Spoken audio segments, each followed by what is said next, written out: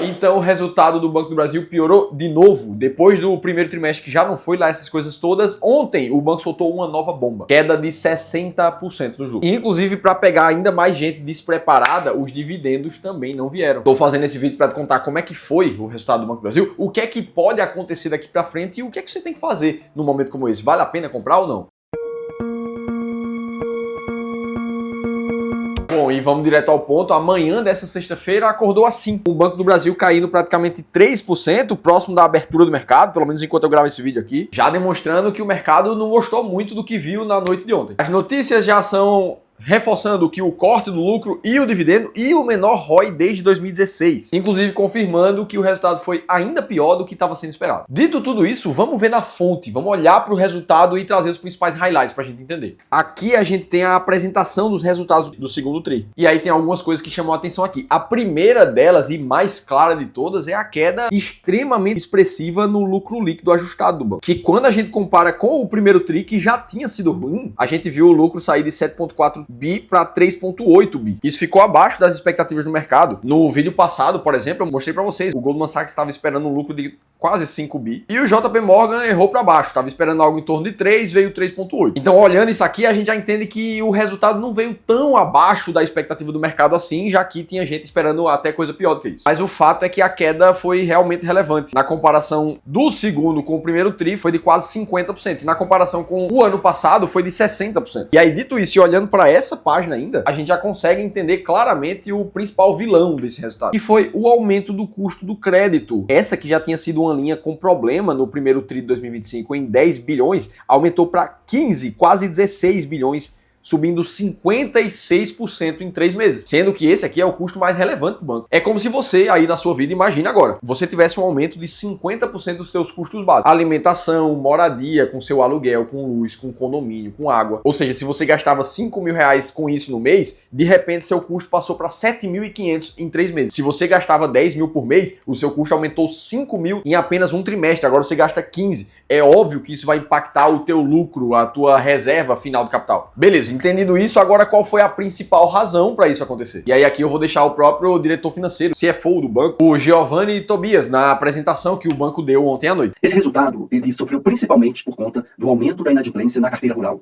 Foi o grande agressor, foram mais de 7 bilhões de reais de provisão que nós tivemos que considerar ali naquela carteira para o segundo trimestre de 2025. E também o avanço da inadimplência no segmento de micro e pequenas empresas, principalmente nas carteiras reestruturadas e negociadas. Quando a gente olha na visão semestral, nós entregamos um lucro de 11,2 bilhões de reais, uma queda de 40% quando comparado com o mesmo período do ano passado. Ou seja, de novo ele, o agronegócio. A inadimplência desse nicho subiu de novo. Dessa vez chegando a praticamente 3,5% na inadimplência em 90 dias contra 2,45% no final do ano passado. Para agravar ainda mais esse cenário, o preço da soja comparado com 2022, ele caiu pra caramba, sendo que a soja é a principal commodity que afeta o nosso setor de agronegócio aqui no Brasil. Quando o preço dela cai muito, é natural que a receita das empresas atrelada a essa commodity também caia, o que aperta a margem para pagar o crédito e fique inadimplente com o banco. Não só isso, mas nesse período também a Selic subiu pra caramba e chegou no patamar de 15%, o que não só deixa muito mais difícil o acesso a crédito pelas empresas, como também naturalmente desacelera a economia brasileira, o que faz com que as empresas vendam menos, já com a soja mais barata, e fique mais apertado ainda para pagar o que deve. Por causa dessa dificuldade, inclusive, várias empresas entraram em recuperação judicial, mais especificamente 808 clientes somente do Banco do Brasil, o que já significa aqui um default de 5,4 bilhões de reais para o banco. Se a gente for fazer uma conta de padeiro aqui, essa diferença da recuperação judicial foi justamente o aumento do custo do crédito de um trimestre para o outro. E aí, para isso tudo aqui ter acontecido, o próprio banco elenca algumas razões principais. Ali, a partir de 2020, a gente teve o lockdown mundial, que já atrapalhou toda a economia naturalmente. Aí, em seguida, a gente teve os conflitos da Rússia contra a Ucrânia. E não muito depois disso, a gente teve a seca no Brasil e a enchente aqui no Rio Grande do Sul. Um período que naturalmente trouxe as consequências da soja caindo e da Selic em alta. E aí, além da inadimplência do agro, as micro, pequenas e médias empresas também foram afetadas pela evolução da Selic e chegaram a inadimplência de mais de 10% em 90 dias. E por conta disso, as projeções do banco foram revisadas. O crescimento da carteira de crédito foi revisado para baixo, a margem financeira bruta, que não tinha projeção até o momento atual, agora tem uma projeção para acabar o ano entre 102 e 105 bi. E o lucro líquido, que estava também sem projeção antes desse momento, agora tem uma projeção para o final do ano de 21 a 25 bilhões de reais. Então sim, é um resultado ruim e impactante. Agora, nem tudo é tão ruim assim. Vamos tentar olhar para o lado positivo da história. Se a gente olha para a margem bruta isoladamente, essa aumentou na comparação com o primeiro tri desse ano para 25 bi. Para quem não lembra, a margem bruta é como se fosse a receita mesmo dos bancos. É a forma que eles fazem dinheiro. A receita com prestação de serviços também subiu, quase 5%. E as despesas administrativas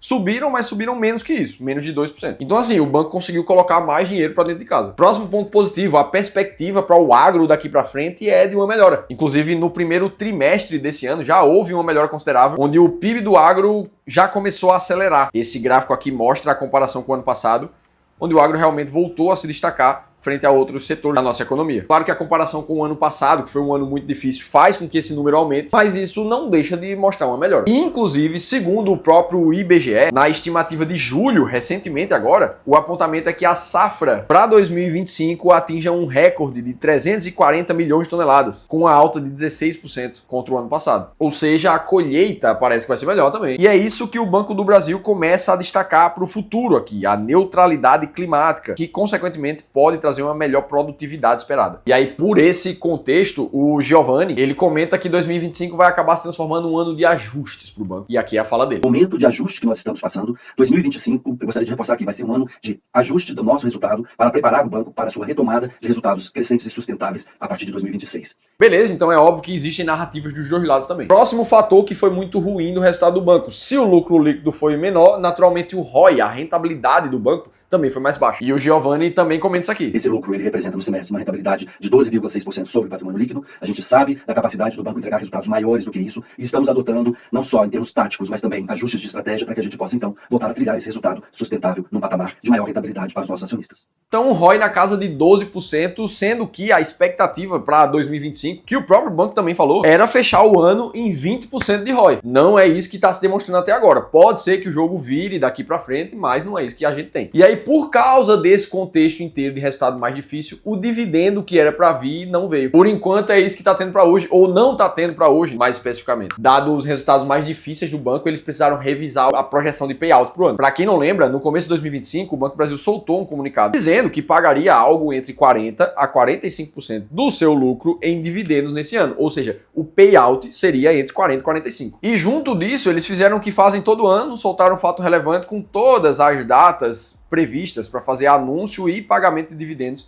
ao longo do período corrente de 2025. Inclusive, a ideia era que houvesse um anúncio de dividendos agora, dia 13 de agosto, com pagamento para acontecer no dia 1º de setembro. Mas isso não aconteceu. O que houve, na verdade, foi um novo fato relevante soltado pela empresa, que por causa dos resultados, em uma reunião que eles fizeram, revisaram o seu payout para o exercício 2025, fixando agora em 30% e não mais em 40% como era anteriormente. E aí, por causa disso, eles comunicaram que, considerando a necessidade de convergência para o novo número de payout, os pagamentos do juros sobre capital próprio referentes ao primeiro trimestre já foram realizados integralmente, sendo eles a distribuição de 21 de março e de 12 de junho, que foram essas duas aqui, ó, pagamento em 20 e 21 de março, que foi 34 mais 15 centavos aqui de juros sobre capital próprio, e esses dois aqui, que aconteceram no dia dos namorados, 12 do 6, 33 centavos mais 9 aqui de juros sobre capital. Ou seja, deixando a entender que eles não vão distribuir o juros sobre capital próprio que estava previsto para agora, porque o payout já foi satisfeito com os outros dois. Para vocês terem uma ideia, no ano passado, nessa época, mais ou menos em 21 de agosto, a gente teve um anúncio sim de juros sobre capital próprio com pagamento de 31 centavos e de um dividendo de 15 centavos aqui também, ou seja, mais ou menos 46 centavos de distribuição, que naquela época, ao preço que o banco estava, dava mais de 1% ali de yield somente nesse começo de segundo semestre. E aí, por fim, aqui no próprio fato relevante, eles comentaram que os pagamentos previstos para o segundo semestre de 2025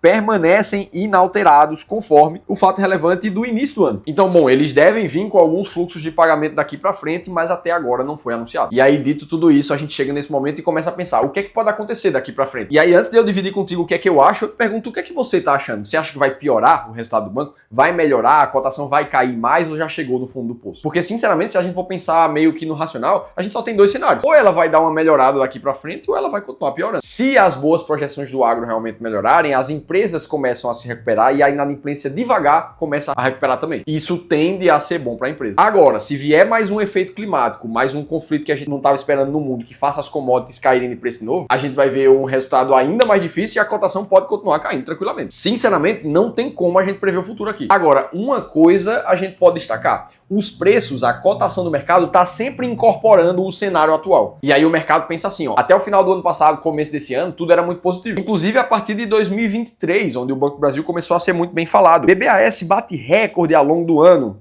com alta de 76%. E aí todo mundo começou a falar que as ações estavam subvalorizadas, em um otimismo que durou até o começo desse ano. Para o próprio 2025, a expectativa era que o banco subisse mais 50%, para quem não lembra. E aí quando tudo era otimismo e uma coisinha veio diferente do esperado, a queda forte aconteceu. Inclusive a cotação do banco já se recuperou agora, enquanto eu gravo o vídeo, já voltou pro 0 a 0 novamente. Mas o fato é que se a gente olha para esse ano, a queda ainda é de 17%, com piores momentos ali, chegando a cair 36%, 37%. Bom, o fato é que a queda ainda pode durar. Agora, não dá pra gente negar que isso aqui pode ser uma grandíssima oportunidade para quem tá olhando pro longo prazo. Essa é a percepção que fica em geral no mercado. Porque afinal de contas, se a gente vai olhar para o histórico completo da rentabilidade do Banco do Brasil, ela não é positiva não. Inclusive o banco perde para o CDI. Se a gente puxar de 94 até aqui, por uma diferença muito relevante. O CDI subiu 9.000%, o Banco do Brasil subiu 3.600%. Agora, quem soube a hora certa de comprar e de vender ativos, conseguiu pegar ciclos de altas muito fortes, onde aí sim o banco deu uma lavada no CDI em alguns momentos. Em períodos recentes, onde isso aconteceu de forma até recorrente. 170% contra 48%, por exemplo, no último ciclo de alta. Tá, Felipe, mas então no meio disso tudo, como é que eu tomo uma decisão de hora de comprar, de hora de vender um ativo como esse? E aqui entra a bandeira que a gente sempre prega no Clube do Valor, independente do que eu acho que vai acontecer, do que o mercado acha, o que a gente precisa é de uma estratégia comprovada, que mostre claramente o que é que a gente tem que fazer e que já tenha dado resultado no passado. Sinceramente, a estratégia não precisa ser a nossa aqui do clube. O que realmente precisa acontecer é que você escolha uma estratégia e siga ela à risca, principalmente nos momentos de dificuldade. E é com base nisso que eu quero te mostrar o que é que uma das nossas estratégias está enxergando para o Banco do Brasil, mesmo com tudo isso. E, inclusive, se você está buscando uma forma clara de investir nesse momento, aí eu preciso te avisar sobre o evento As Ações Mais Baratas da Bolsa 2.0. Um evento online 100% gratuito que o Ramiro Gomes Ferreira, meu sócio fundador do clube, vai te mostrar uma forma comprovada de encontrar as 20 empresas que estão fora do radar do mercado sendo vendidas abaixo do que elas deveriam. Essa, inclusive, é a estratégia responsável por investir mais de 400 milhões de reais dos nossos clientes aqui do clube e que transformou R$1.000 em mais de 3.100.000 sem necessidade de novos aportes nos últimos anos. Para quem já nos acompanha aqui no clube já ouviu falar dessa estratégia, só que pela primeira vez em 10 anos a gente descobriu uma forma de encontrar também os bancos mais baratos da bolsa. E essa é uma das razões que fez a estratégia evoluir, destravar ainda mais valor para os investidores. É isso que a gente quer te apresentar no evento As Ações Mais Baratas da Bolsa 2.0. Dia 2 de setembro às 19 horas, ao vivo. Clica aqui no botão para se inscrever, não perde. Beleza, dito tudo isso, enquanto o evento não chega, vamos olhar para o Banco do Brasil sob a perspectiva de uma estratégia de dividendos, que eu sei que é o que muita gente busca quando está comprando ações do banco. E aqui, para tomar uma decisão dessa, você precisa de 3 coisas. A primeira delas é ter critérios muito claros para você saber o que olhar quando vai analisar uma empresa, quando vai procurar uma empresa para comprar. E de novo, essa é a nossa forma de investir, mas o importante é que você tenha um. Pode ser a nossa ou pode ser a sua. O que a gente olha na máquina de dividendos é procurar empresas com liquidez que sejam suficiente todos os dias, lucro das empresas que estejam positivos e crescentes nos últimos 3 anos, payouts que estejam saudáveis, empresas sem alta volatilidade e, claro, pagando dividendos muito altos nos últimos 3 anos. Beleza? Aqui você tem critérios. A segunda coisa que você precisa numa estratégia comprovada é resultados comprovados. Não adianta de nada você achar que uma estratégia faz sentido se você não tem certeza se ela funcionou no passado. A máquina de dividendos, quando olhada de 2004 até o final de 2024, ela teve uma performance 4 vezes maior do que teve o índice Bovespa no período. Ou seja, conseguiu ficar bem acima da média. E a terceira coisa que você precisa ter é períodos de rebalanceamento dessa estratégia. No caso da máquina de dividendos, a cada 12 meses, você precisa tirar as empresas que não fazem mais sentido para que outras entrem no lugar. Dito tudo isso, quando a gente olha para o Banco do Brasil voltado para esses critérios, ele ainda tem lucro crescente nos últimos 3 anos. Os limites de payout ainda são saudáveis. Além de satisfazer os outros critérios, nos últimos 36 meses, ele segue com uma mediana de dividend yield de mais de 12% ao ano. Ou seja, ele ainda satisfaz os critérios da máquina de dividendos e por isso ele segue dentro da carteira. Para quem está montando uma carteira com essa estratégia aqui, o Banco do Brasil vai entrar. E isso se mantém até que ele pare de respeitar os critérios da estratégia e simplesmente saia da carteira para que uma outra entre no lugar. É essa disciplina que permitiu os resultados acima da média, como eu acabei de te mostrar. Dito tudo isso, eu te mostrei o que é que aconteceu com o resultado em detalhes, o que é que pode acontecer no futuro e como é que você tem que encarar o mercado nesse momento. Se você gostou desse vídeo, não esquece de deixar o like aqui embaixo. Se você se identifica com a nossa forma de investir, eu vou deixar um link para você conhecer a nossa consultoria de investimentos aqui embaixo. E para que você continue assistindo os vídeos aqui do canal, eu vou deixar um outro vídeo bem relacionado a esse aqui para você clicar e eu vou estar te esperando no próximo vídeo.